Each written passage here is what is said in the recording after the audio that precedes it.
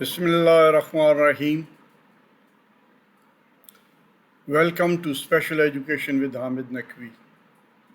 علامہ Iqbal open university کے semester terminal examination autumn 2020 جاری ہیں اور آج کوڈ 681 کا پیپر اس وقت چل رہا ہے. اسٹوڈنٹس کے رہنمائی کے لیے پیپر کو ایکسپلین کر رہا ہوں تاکہ وہ آسانی سے اس کو کر سکیں. Question number 1 ہے what is meant by linguistic universal and explain its principles. Can we generalize these principles to Pakistani national and regional languages? If yes, give example for each rule set for Urdu and local language of your community. پہلی بات ہے اس میں جی کہ what is linguistic universal. So the linguistic universal is a pattern that occurs systematically across languages, potentially true for all of them. For example, all languages have nouns and verbs, and if a language is spoken, it has consonants and vowels.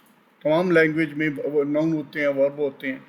اسی طرح اگر speech ہے تو اس میں کانسوننٹ ہوتے ہیں، واول ہوتے ہیں. یہ یونیورسل ہیں، ہر لینگویج میں یہ آپ کو ملے گا.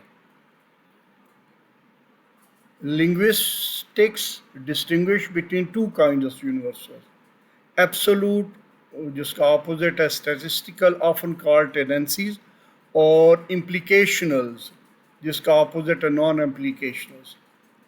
Absolute universals apply to every known language and are quite few in number. An example would be all languages have pronouns. Or also in contrast to absolute universals are tendencies, statements that may not be true for all languages, but nevertheless are far too common to be result of a chance. They also have implicational and non-implicational forms. An example of the latter would be the vast majority of languages have nasal consonants. However, most tendencies like their universal counterparts are implicational. Universal may also be bidirectional or unidirectional. In a bidirectional universal, two features each imply the existence of other. For example, languages with proposition usually have SOVR order, and likewise SOV languages. یہاں پہ میں اب explain نہیں کر رہا، lecture نہیں دے رہا، اس لیے کہ آپ کے پاس ٹائم کم ہے اور آپ نے اس کم ٹائم کے اندر آپ کو سمجھنے کی زیادہ ضرورت نہیں ہے. اس وقت آپ کو بیسکس آپ نے کس طرح جواب دینا ہے وہ پتہ ہونا چاہیے، اور اس کے اوپر آپ پھر اپنی ایکسپلینیشن اپنے طور پہ کر سکتے ہیں. Some linguistic universals may be phonological based. For example, the raspberry sound is never used phonetically within any human language, while there is no known language without these vowel sounds. Also, all languages have some plosives. اب basically تو تمام languages میں 5 components ہوتے ہیں. فینالوجی ہوتی ہے، morphology ہوتی ہے، سینٹیکس ہوتا ہے، سیمیٹکس ہوتا ہے اور پریگمیٹکس ہوتا ہے. یہ بیسیکلی تمام لینگویجز کا ہے کہ اس میں آوازوں کی سائنس کیا ہے، اس میں الفاظوں کو آپس میں جو ہے اس کو ان کا ورڈ فارمیشن کیسی ہوتی ہے، گرامر اور سینٹیکس ان کا فکرے کیسے بنتے ہیں، اور سیمیٹکس ان کے معنی کیا ہے، اور پریگمیٹکس استعمال خاص. اور اسی طرح پارٹس آف اسپیچ جو ہے نا، اس میں پارٹس آف اسپیچ ان اردو. اب ہم آگے ہیں اس کے کویشچن کے دوسرے اور تیسرے حصے کے اوپر کہ آپ اپنی زبان میں بتائیں کہ جی اس میں یونیورسل لنگوسٹکس جو ہے وہ کیسے استعمال ہو رہے ہیں. اب اردو کا اب لے لیں یا پنجابی یا پشتو یا جو بھی آپ کی ریجنل لینگویج اس میں لے لیں، اس میں بچے کی لینگویج ڈیولپمنٹ ہی ایسے ہوتی ہے کہ پہلے وہ ناؤن سیکھنا شروع کرتا ہے، اور پھر جو ہے وہ جیسے جیسے ناؤنس کا اس کی ویکیبلری بڑھتی چلی جاتی ہے، پھر وہ وربز کی سٹیج پہ آ جاتے ہیں اور پروناؤنز اس میں استعمال کرنا شروع کر دیتے ہیں، اور اسی طریقے سے پھر وہ اس میں جو پارٹس آف اسپیچ 8 یا 9، کچھ کتابوں میں 8 لکھے ہوئے ہیں، کچھ میں 9 لکھے ہوں گے، تو وہ پارٹس آف اسپیچ جو ہے وہ اس کو آہستہ آہستہ اس میں عبور حاصل ہونا شروع ہو جاتا ہے۔ یہ تقریباً تمام لینگویجز میں سے یہ سیم ہے۔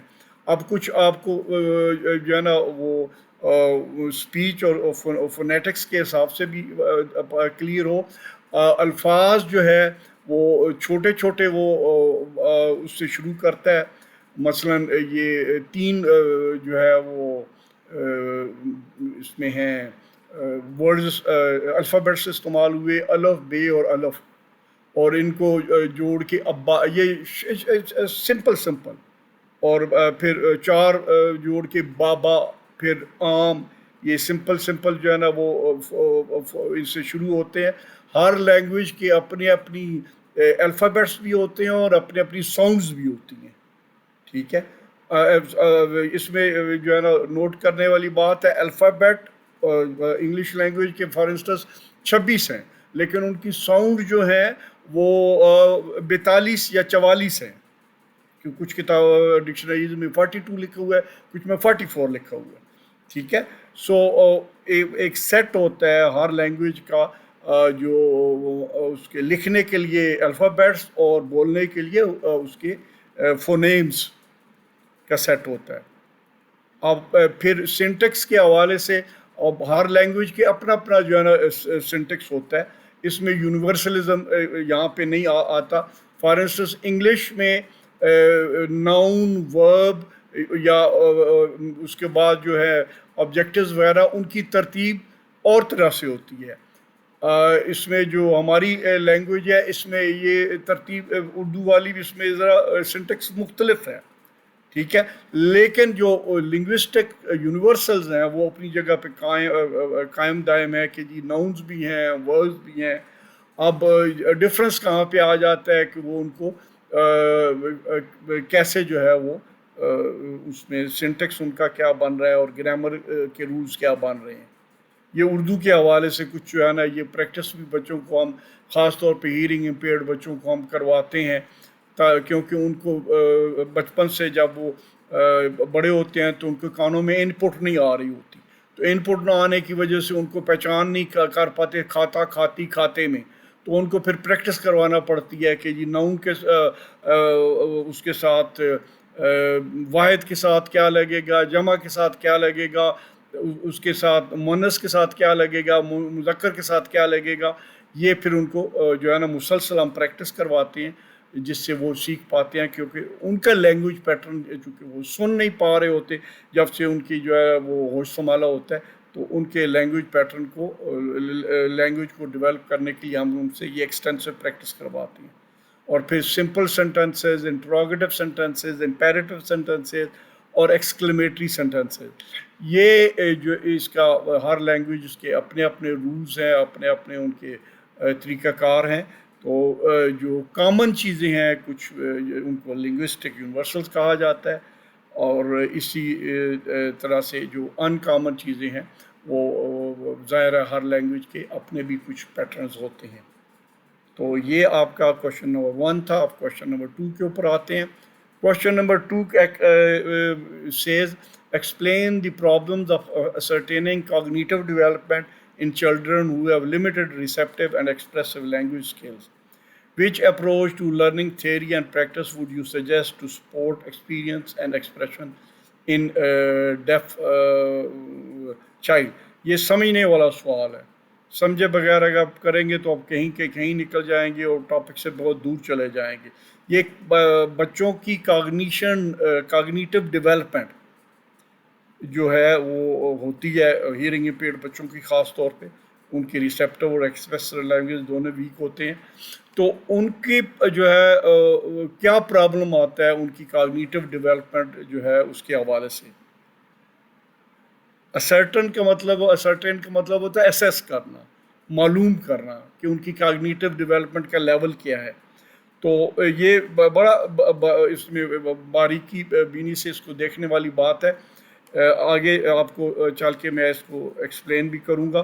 وچ اپروچ ٹو لرننگ تھیوری. اور اب چونکہ ان کا یہ پرابلم ہے تو اب ان کو لرننگ تھیوری کس طرح ان کو ٹیچ کرنا ہے، جس کی وجہ سے ان کے چونکہ لمیٹڈ ریسیپٹیو اور ایکسپریسو لینگویج ہے اس کو وہ اوور کم کر لیں. پہلے آپ نے ایکسپلین کرنا ہے کاگنیشن کیا ہوتی ہے. Cognition is a term derived from Latin word this, اور اس کا مطلب ہوتا ہے ٹو نو، ٹو ریکگنائز. ٹھیک ہے. اور it is mental action or process of acquiring knowledge and understanding through thought experience and.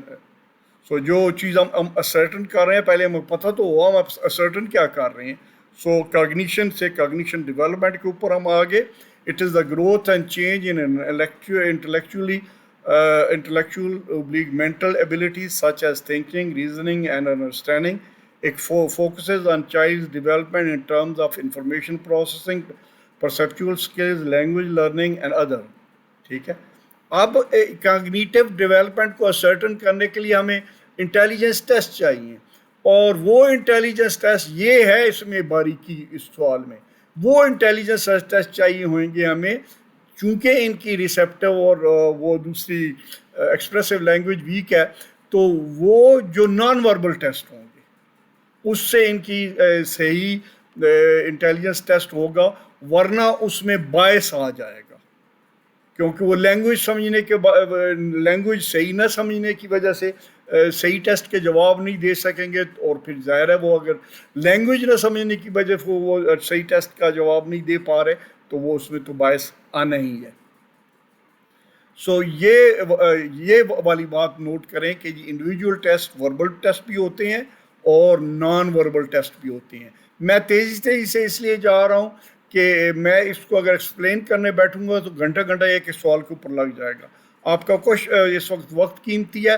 آپ نے جو چیز نوٹ کرنی ہے، اس میں پاز کا ایک درمیان میں ہوتا ہے ویڈیو میں بٹن، اس پاز کو آپ کلک کریں گے تو رک جائے گا، اور وہاں آپ رک کے آپ اگر کوئی نوٹ لینا چاہیں تو نوٹ بھی لے سکتے ہیں. ٹھیک ہے. وربل ٹیسٹ کون سے ہوتے ہیں میں آپ کو بتا چکا ہوں. وربل ٹیسٹ جو ہے جس میں بیسیکلی زبان جو ہے اس کا لینگویج اس کا آنا آپ کو ضروری ہوتا ہے، ورنہ آپ ٹیسٹ وہ صحیح نہیں دے پاتے.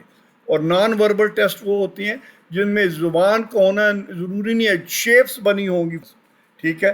اور کہا جائے گا کہ ان میں کامن شیپس آپس میں نکالنی ہے، تو وہ اس میں کوئی زبان کا کوئی کام نہیں ہوگا.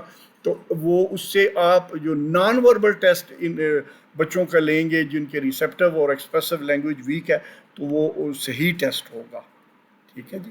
اور اس میں ہمیں جو ٹیسٹ ہمارے سامنے ہے وہ اسٹینڈرڈ بینے انٹیلیجنس ٹیسٹ ہے، جس میں ہم 5 ان کے اسپیکٹ سے ہم ان کو دیکھتے ہیں، ان کے انٹیلیجنس لیول کو، ان کے کاگنیشن لیول کو ہم دیکھتے ہیں. اور ان میں بھی آپ نے جب ٹیسٹ کے آگے ہر ایک کا یہ 5 مین سیٹس ہیں، ہر ایک میں جب فلوئڈ ریزننگ میں، نالج میں، کوانٹیٹیٹیوزم میں، جس میں بھی آپ نے ان کو اسیس کرنا ہے، ان کو آپ نے نان وربل جو ہے وہ ٹائپ آف ٹیسٹ دینی ہے تاکہ وہ ان میں باعث نہ آ سکے. اچھا، اب ہے کہ ان بچوں کو اپروچ ٹو لرننگ تھیوری اور پریکٹس HIC کی کیا ہونی چاہیے. اب ہم بالکل بیسک پرنسپل ہے. پرنسپل یہ ہے کہ ان کو چونکہ ان پٹ ایک نہیں آ رہی ہوتی، 5 ان پٹ میں سے آڈیٹری ان پٹ ان کو نہیں مل رہی ہوتی یا بہت کم مل رہی ہوتی ہے، تو اس وجہ سے اس کو کمپنسیٹ کرنا ہے. آپ نے وہ والے آپ نے میتھڈالوجی، ٹیچنگ میتھڈالوجی نہیں استعمال کرنی یا ٹیکنیک نہیں استعمال کرنی جن میں آپ وہ استعمال کر رہے ہوں auditory in put. For instance آپ نے کوئی ساؤنڈ والا جو ہے آڈیو ایڈز ان کے لیے بیکار ہوئیں گی. سو آپ نے اسٹریس زیادہ ہوگا آپ کا ویژول ایڈز کے اوپر جب آپ ان کو ٹیچ بھی کر رہے ہیں ان کے حوالے سے. ٹھیک ہے. اور ان کو اگر ملٹی سینسری اپروچ اپنائی جائے ان کو ٹیچ کرنے کے لیے، ان کو تو وہ ٹیچنگ لرننگ پروسیس زیادہ بہتر ہوگا. یہاں پہ میں ایک آپ کو مثال اکثر دیتا ہوں اپنے اسٹوڈنٹس کو، پیاسا کوا کی مثال. اب آپ دیکھیں اگر آپ نے ان کو پیاسا کوا کی سٹوری پڑھانی ہے تو بجائے اس کے کہ عام ٹیکسٹ بک میں جو جنرل ایجوکیشن کی کتاب ہے پیاسا کوا لکھا ہوا ہے اور ایک کوا بہت پیاسا تھا، اگر ان کے ساتھ ساتھ ان کی مدر ٹنگ جو ان کی سائن لینگویج ہے وہ بھی اس کے حصہ ہو ٹیکسٹ کا، اور ساتھ ساتھ فوٹو بھی ہو، اب ویژول بھی کمپوننٹ آ گیا اور ان کی مدر ٹنگ بھی آ گئی. جب ویژول بھی آ گیا ان کی مدر ٹنگ بھی آ گئی ہے تو آپ دیکھیں گے کہ وہ بڑے ان کی ٹیچنگ لرننگ پروسیس ایزی ہو جائے گا. سو سٹریس میں کس بات پہ دے رہا ہوں، لرننگ تھیوری اور پریکٹس میں ان کو آپ نے جو ہے وہ ان آڈیٹری ان پٹ کو کمپنسیٹ کرنے کے لیے آپ نے ان کو ملٹی سینسری اپروچ اپنانی ہے. اور ملٹی سینسری اپروچ میں یہ ہے کہ آپ ان کو جو ہے نا وہ ان کی مدر ٹنگ بھی استعمال کروا رہے ہیں، یعنی آپ اس کو ٹوٹل کمیونیکیشن کر رہے ہیں ان کے ساتھ.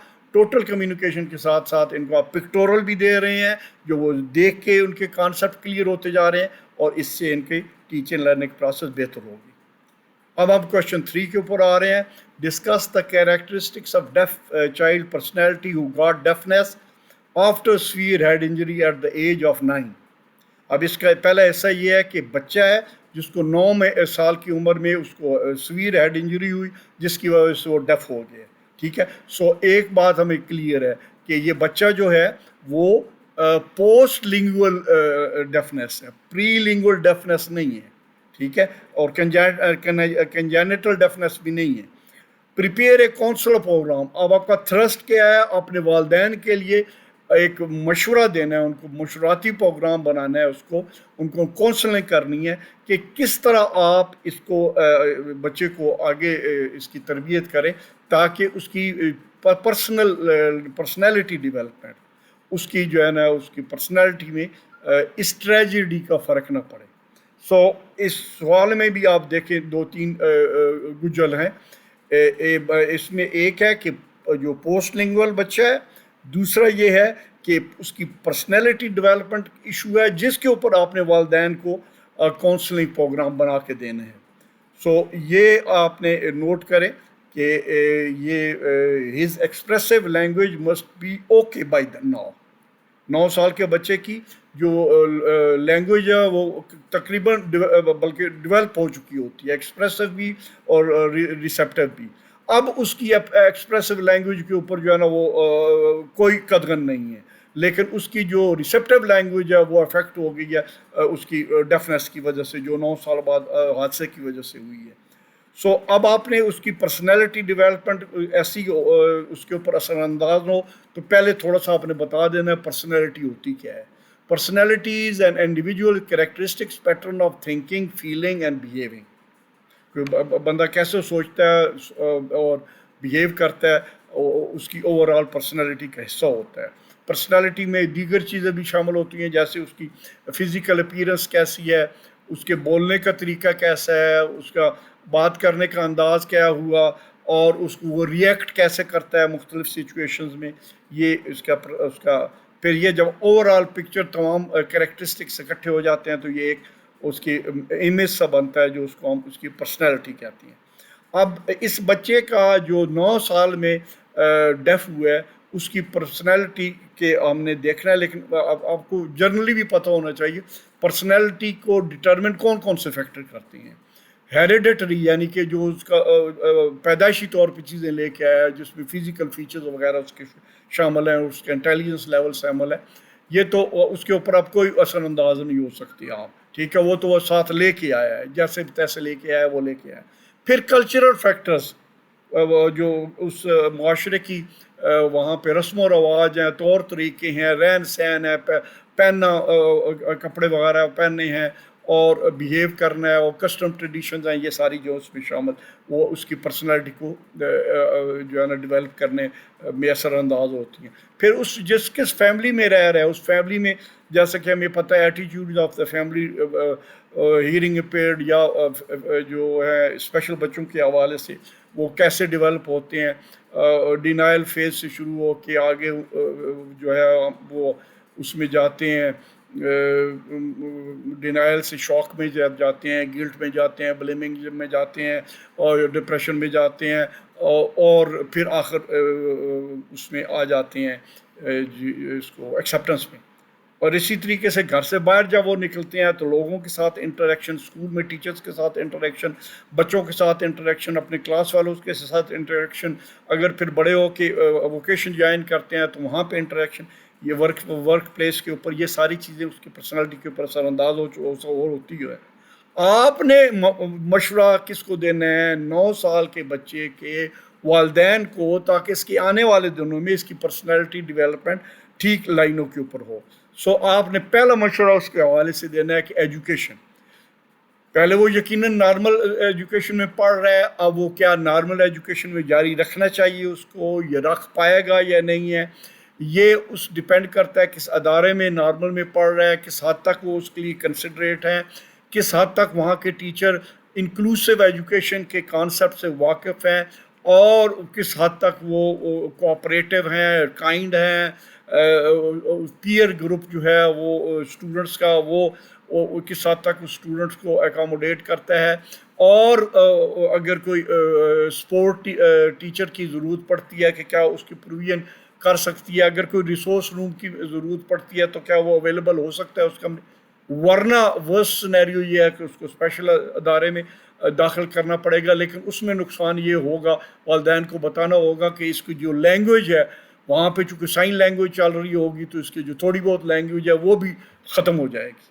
سو اس لیے اس کو کوشش کریں اس کو جنرل ایجوکیشن میں ریگولر سیٹ اپ میں رکھیں، اور اس کو ساتھ جو سپورٹ سروس ہے، یعنی کہ اس کو جو کلاس میں پڑھایا جا رہا ہے اس کو بیک اپ کوئی اسپیشل ٹیچر بھی اس کو بیک اپ دے ایکسٹرا ٹائم میں، ٹھیک ہے۔